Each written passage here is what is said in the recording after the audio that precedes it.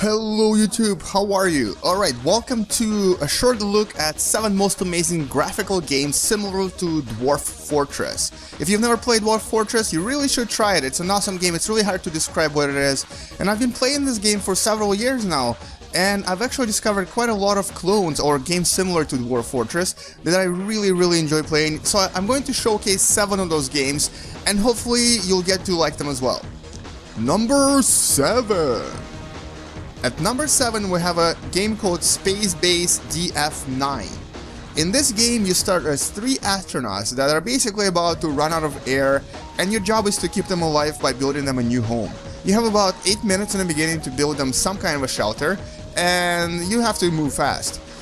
In the game, balancing defenses, economy and research becomes your main goal, and in this space colony building game you have a variety of really cool science fiction looking tools at your disposal, topped with really good 3D graphics and pretty good sound as well. I would definitely recommend this to those of you that are basically just getting into the genre and have never played Dwarf Fortress like games before.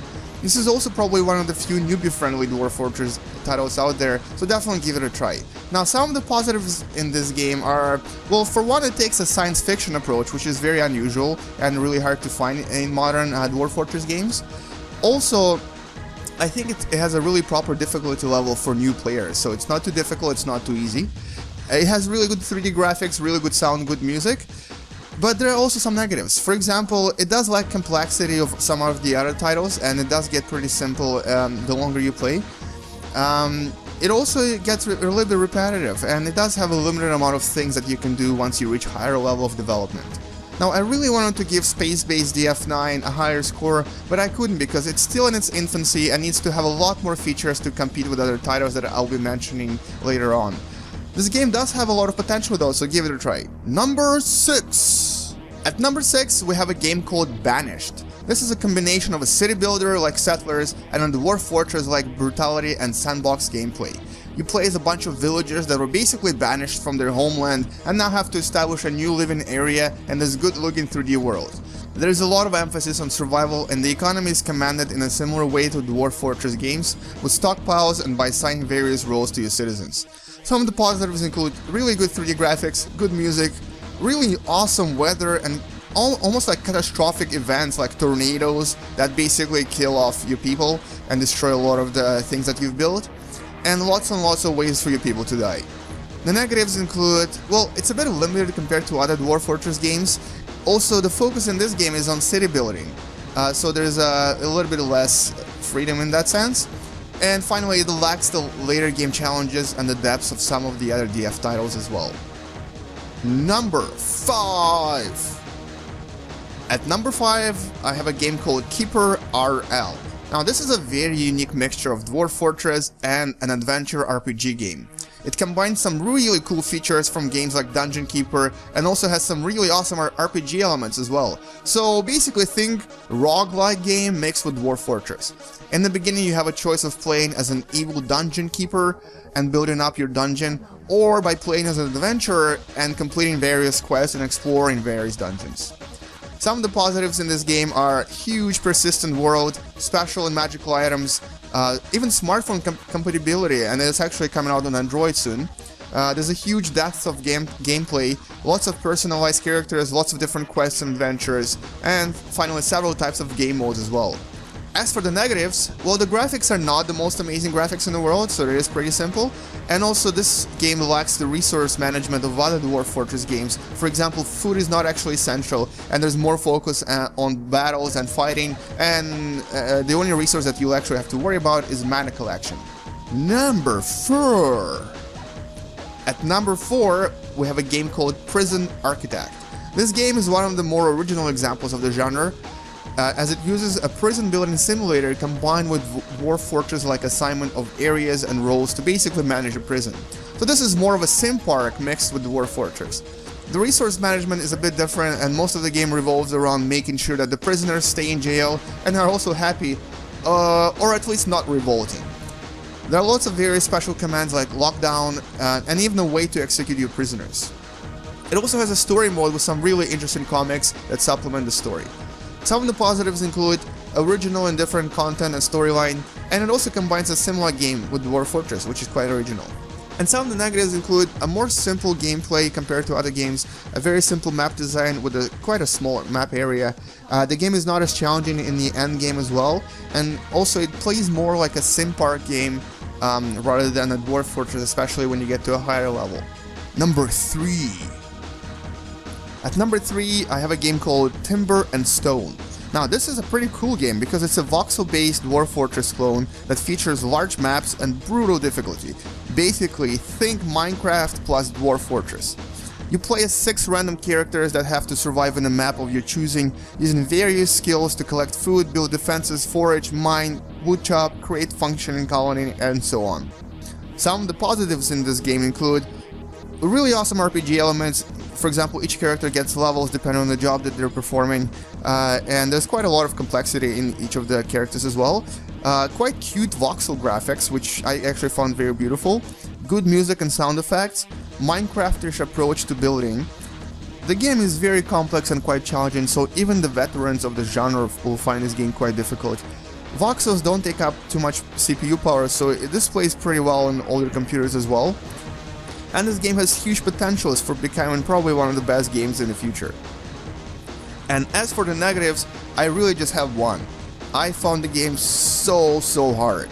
Basically, even from day one you'll have really dangerous wolves attacking your man, then you'll have skeletons, goblins, undead people, and even necromancers coming and trying to kill you on daily basis. I barely survived my first few days, so expect to be really challenged by this game, and some people may actually like this. Number 2. At number 2, I have a game called RimWorld. This one in particularly is super interesting. It's also a sci-fi game, just like this number 7 game that I presented before, and it's a Dwarf Fortress clone that's really well made.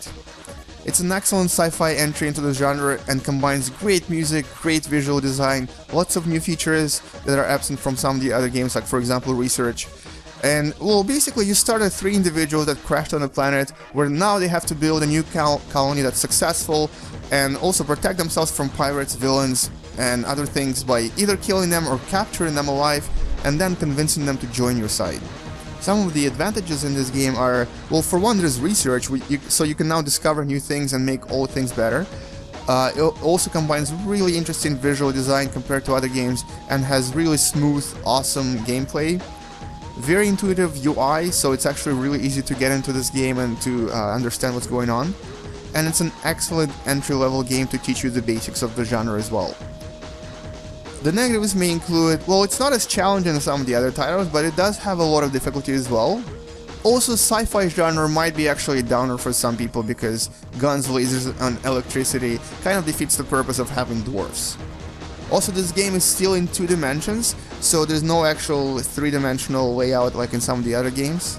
And finally, there's way too many disasters. For example, my batteries kept short-circuiting all the time, my food production caught fire and burned down several of my buildings, so I think the disasters part is a little bit too overdone.